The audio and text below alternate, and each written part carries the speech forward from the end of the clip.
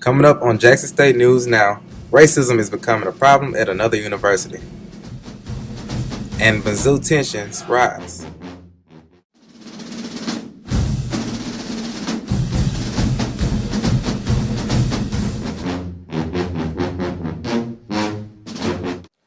Welcome to Jackson State News Now. I'm Anthony Howard.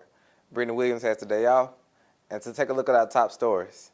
The University of Missouri isn't the only college campus dealing with racial tensions.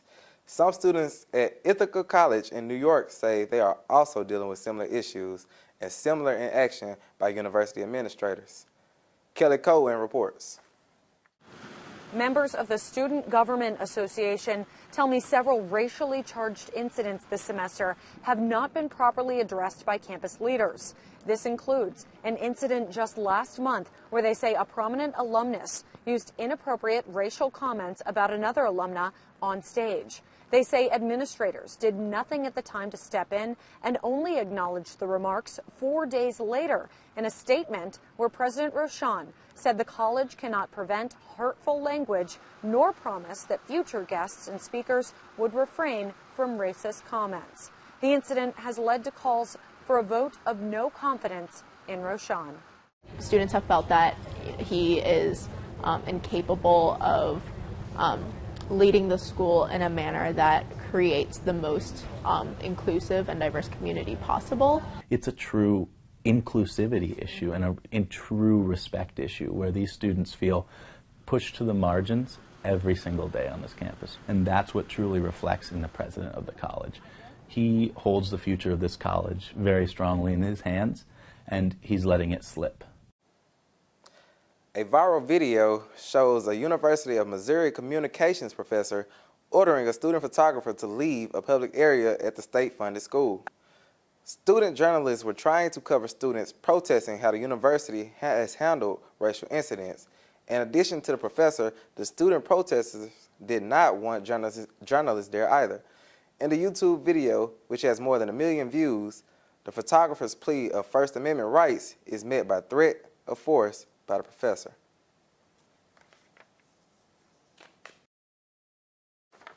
America honors the men and women who have served in its armed forces.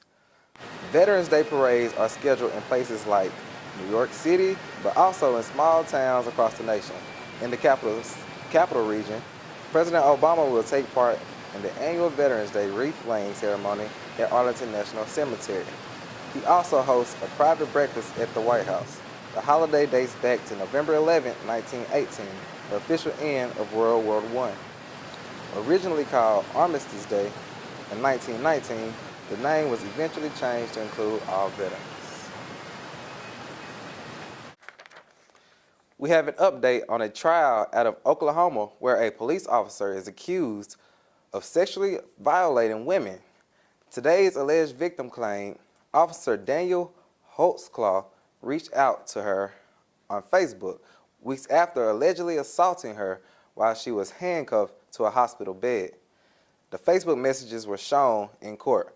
Reporter Adam Snyder has more. The testimony of a second alleged victim made headlines Tuesday in what was an emotional day at the Oklahoma County Courthouse. I do believe her story. I believe her story is very credible. The woman's story took place in December 2013 after she was rushed to the hospital following an overdose on PCP. She claimed once at the hospital, she ultimately ended up in a room being monitored by Holtzclaw. While handcuffed to the bed, she claimed Holtzclaw grabbed her breasts multiple times and raped her by instrumentation. The woman believed she was facing multiple charges. She told attorneys Holtzclaw said he could help cut a deal on jail time if she cooperated. It's then, she says, Holtzclaw had her perform oral sex while still handcuffed to the bed.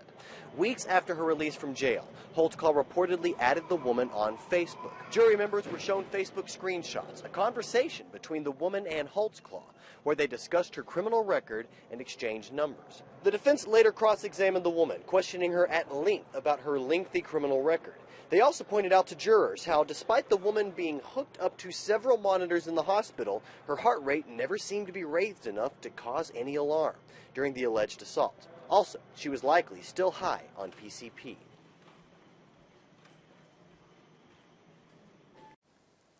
Just ahead on Jackson State News Now, a look at the weather, and in Wellness Wednesday, a look at kidney health, and in sports, the Lakers catch some heat on the hardwood floor. Stay with us.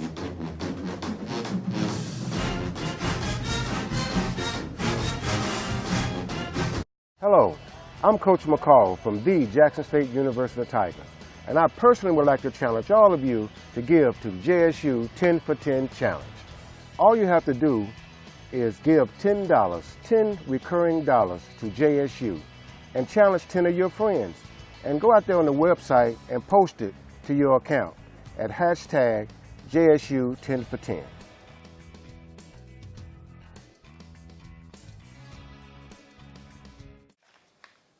Now it's time for a look at the weather.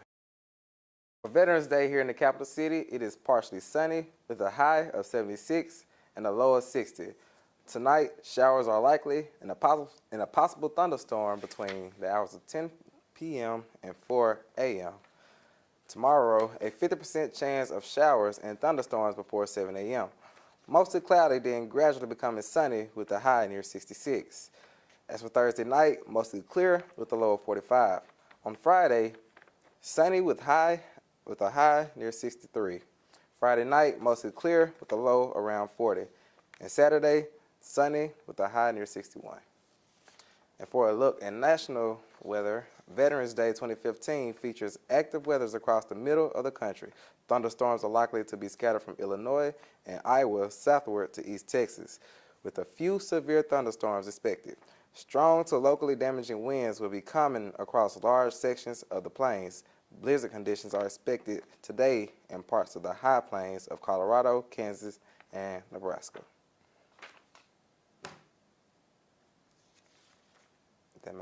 And that was a look at your weather forecast. Now it's time for a segment we like to call Wellness Wednesday. A Washington State man is participating in a trial that could help people on dialysis have more freedom. He's testing out a portable, wearable, artificial kidney. Right now, he says, so far, so good. Molly Sheen has more on that story. You do try to eat stuff that's more low in sodium then. There's a serious hitch in Chuck and Sandy Lee's retirement years. Chuck is on a highly restrictive diet. There you go, darling, fit for a king. And 3 times a week, he has dialysis for 4 hours. The biggest thing is being tethered to that machine.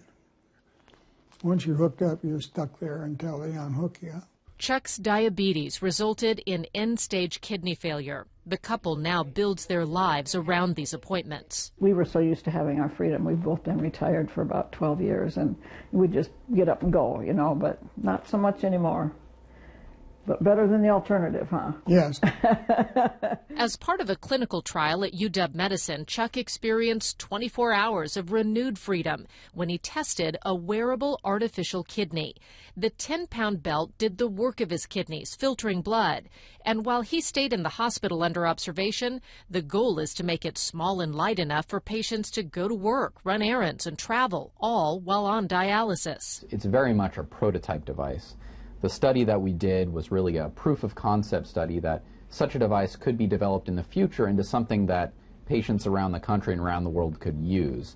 It would also allow patients to loosen up their diet. During his trial run, Chuck indulged in forbidden foods. I had 2 orders of mac and cheese for dinner. I had Cheetos all night long. And he felt better than he has in years. If I had the money and they were available today, I'd buy one. It would be right there on the table.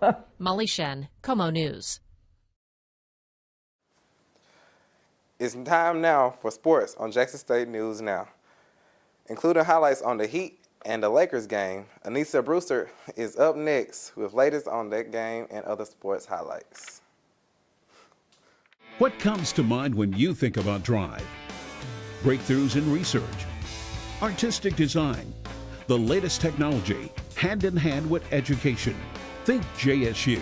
We have a rich history, and we're a growing part of your community, with campuses in Jackson, Madison, downtown, and a comprehensive online learning program. We're everywhere you are, challenging minds and changing lives. So what are you waiting for? Come, be a part of JSU. Hello everyone, I'm Aniecia Brewster with your Jackson State News Now Sports Report. The Jackson State women's volleyball team closed out their regular season conference game play on top with a 3-1 win over Mississippi Valley State University to claim the 2015 Southwestern Athletic Conference Eastern Division crown on Tuesday, November 10th. JSU will play their final regular season game on the road at the University of New Orleans on Monday, November 16th. The match is scheduled to begin at 7 p.m. On to the NBA. Lakers' Kobe sat out during the game against Miami due to injury. The numbers Chris Bosh put up in the game were more important for the Miami Heat. Bosh scored season high of 30 points. Final score, Miami 101, Lakers 88. Now to the NFL. Jay Cutler stepped up in the pocket and threw to the Bears' Zach Miller, who made the great catch for the 25-yard touchdown. Taking a look as Miller basically stops it with his left hand, the curls it for the touchdown.